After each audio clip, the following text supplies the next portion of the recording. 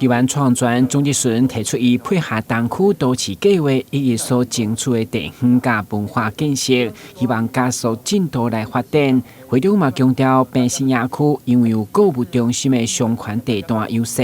加上转运站的中位开发，所以希望伫当中尽速找一片机关用地来兴建区政、警政联合办公大楼，同时将原公所改建成活动中心，创造双赢。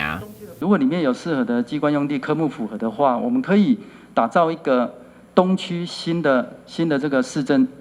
等于是区政大楼。那结合区公所，甚至结合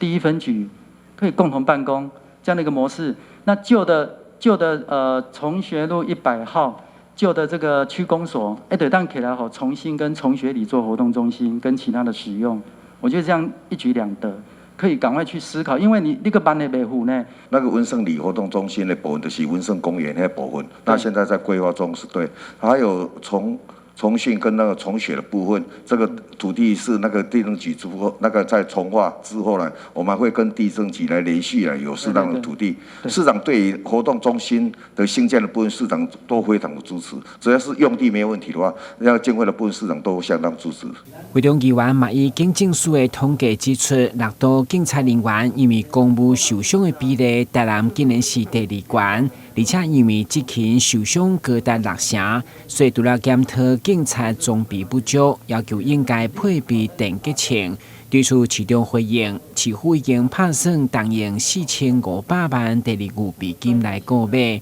同时加强教育训练，互员警执勤的时加一份保障，减一份风险。